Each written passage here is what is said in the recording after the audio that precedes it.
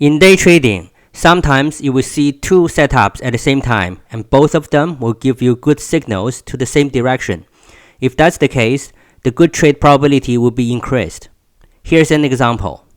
In this chart, market forms some high and lows here, so we can draw a trend line accordingly.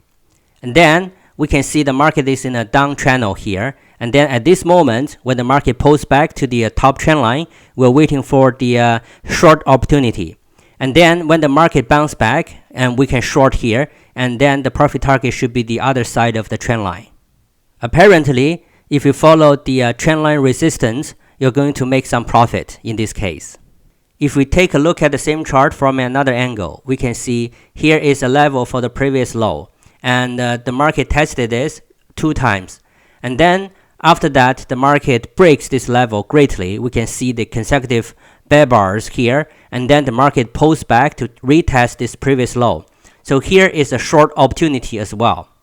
By using the setup of level breakout, you can see that we also make some profit.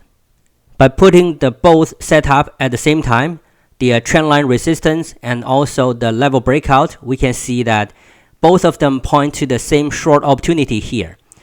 If you see both trend line and the level give you the same signal, the probability of the trade will increase greatly. And then what you can do is to increase your position because this is a very good opportunity.